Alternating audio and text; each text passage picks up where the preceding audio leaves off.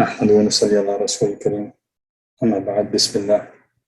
Inshallah, today we will continue from ayat number 13 of Surah Al-Hujurat. أعوذ بالله من الشيطان الرجيم. قالت الأعراب آمنا قل لم تؤمنوا ولكن قولوا أسلمنا ولما يدخل الإيمان في قلوبكم وإن تطيعوا الله ورسوله لا يلدكم من أعمالكم شيئا إن الله غفور رحيم. The Bedouins say, we have believed. Say, you have not yet believed, but say instead, we have submitted. For faith has not entered your hearts yet. And if you obey Allah and His Messenger, He will not deprive you from your deeds of anything. Indeed, Allah is forgiving and merciful. Amanna means we have believed, and aslamna means we have submitted. So in the day-to-day conversation, there isn't much difference between Islam and Iman. They are used interchangeably. However, technically speaking, Islam refers to outward actions of our body, whereas Iman is about actions of our heart. And for a true believer, both are required. We get more specific definitions of Islam and Iman in Hadith Jibreel, where Nabi Sallallahu Alaihi Wasallam describes them when asked, what is Islam? أن تشهد أن لا إله إلا الله وأن محمد رسول الله وتقيم الصلاة وتؤتي الزكاة وتصوم رمضان وتحج البيت إن استطعت إليه سبيلا. Islam means that you should testify that there is no God but Allah and Muhammad ﷺ is Allah's messenger, that you should observe prayer, pay zakat, fast during Ramadan, and perform Hajj, the house of Allah, if you have the means to go. So that is the definition of Islam we get in Hadith Jibreel. And then there's also a definition of Iman. أن تؤمن بالله وملائكته وكتبه ورسله واليوم الآخر وتؤمن بالقدر خيره وشره. So what does Iman include? Iman means that you should believe in Allah, His angels, His books, His messengers, and the last day. And you should believe in the decreeing both of good and evil. Notice all these actions that are related to Islam are external, whereas all the actions related to Iman are from the heart. So this verse highlights to us that Iman has a higher status than Islam. As we also see in the Hadith of Jibreel, how it progressively defines Islam, Iman, and Ihsan as one's general submission to the command of Allah subhanahu wa ta'ala to becoming a more specific submission to Him. Allah subhanahu wa ta'ala reminds these Bedouins referred to in the verse that they are claiming to be at a higher status of submission by saying Amanna, when in fact they are currently at the first level of submission and should therefore say Aslamna. إنما المؤمنون الذين آمنوا بالله ورسوله ثم لم يرتابوا وجاهدوا بأموالهم وأنفسهم في سبيل الله أولئك هم الصادقون. The believers are only the ones who have believed in Allah and His Messenger and then doubt not but strive with their wealth and their lives in the cause of Allah. It is those who are the truthful.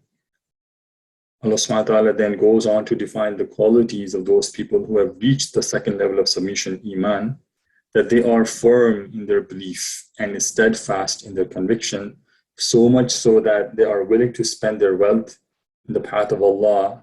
And not only that, but they are ready to put their lives at stake in obedience of Allah subhanahu wa ta'ala. When they exhibit such behavior, then they are true in saying that they have believed, in contrast to the Bedouins who have only been expressing their Islam outwardly. قُلْ أَتُعَلِّمُونَ اللَّهَ بِدِينِكُمْ وَاللَّهُ يَعْلَمُ مَا فِي السَّمَاوَاتِ وَمَا فِي الْأَرْضِ وَاللَّهُ بِكُلِّ شَيْءٍ عَلِيمٌ. Say, would you acquaint Allah with your religion while Allah knows whatever is in the heavens and whatever is on the earth? and Allah is knowing of all things. Meaning you Bedouins are claiming to inform Allah subhanahu wa ta'ala that you have brought Iman when He has the true knowledge of the heavens and the earth. So He is fully aware that your belief is only outwardly. يَمُنُّونَ عَلَيْكَ أَنْ أَسْلَمُوا قُلْ لَا تَمُنُّوا عَلَيَّ إِسْلَامَكُمْ وَلِلَّهُ يَمُنُّ عَلَيْكُمْ أَنْ هَدَاكُمْ لِلْإِيمَانِ إِن كُنتُمْ صَادِقِينَ. They consider it a favor to you that they have accepted Islam. Say, do not consider your Islam a favor to me. Rather, Allah has conferred a favor upon you that He has guided you to the faith, if you should be truthful. So, yamunnu means to consider something a favor upon someone else. Ibn Abbas is reported to have said that this verse is related to Banu Asad, who came to Nabi Sallallahu Alaihi Wasallam and said, O Allah's Messenger, we embraced Islam, and before that, the Arabs fought against you, yet we did not fight against you. In other words, they were boasting a favor to Nabi Sallallahu Alaihi Wasallam, when the truth was that it was Allah's favor upon them that they had the ability to accept Islam. Notice something interesting in this verse, that there are attributes that are reprehensible when associated with humans, but when the same attributes are referenced towards Allah subhanahu wa ta'ala, they become His glorified qualities. As an example, Al-Mannan is a name of Allah subhanahu wa ta'ala, which means the one from whom all favors and blessings originate. So definitely, when Allah subhanahu wa ta'ala mentions His favor upon us, He is worthy of such attribute. Another example is the name Mutakabbir, and it refers to pride.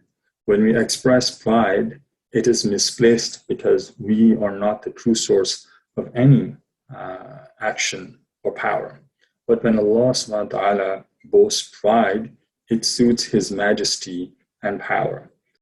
Coming back to the verse, it is indeed Allah subhanahu wa ta'ala that He has favored upon us by guiding us to Islam, and that applies to even ourselves. We could have been born in a non-Muslim family and we never have been guided throughout our life. So the fact that we are Muslim today, it is by definition a favor of Allah subhanahu wa ta'ala upon us. And further to that, whoever is striving in the path of Allah in terms of learning and trying to understand the religion, that is also indeed Allah's favor upon them. Narrated by Ibn Abbas in Tirmidhi, Nabi Sallallahu Alaihi Wasallam said, "Man yuridillahu bihi khayran yufaqqihhu fid din." If Allah wills goodness for a person, He grants him understanding of the religion. May Allah subhanahu wa ta'ala give us the understanding of the religion and accept our efforts in learning Quran and its tafseer and everything else that we are trying to strive by learning about our religion. Amen. إن الله يعلم غيب السماوات والأرض والله بصير بما تعملون. Indeed, Allah knows the unseen aspects of the heavens and the earth, and Allah is seeing of what you do. So let's quickly review ayats 14 to 18. We learn about the difference between Islam and Iman, in particular the definitions that were shared with us in Hadith Jibreel. The qualities of true believers include firm belief and struggle in the path of Allah, both through physical effort and through one's wealth. And Islam, being a Muslim, is truly a favor on us. Allah subhanahu wa ta'ala does not need our effort or our religion or our faith. We need it for our own salvation. ربنا تقبل منا إنك أنت السميع العليم وتب علينا إنك أنت التواب الرحيم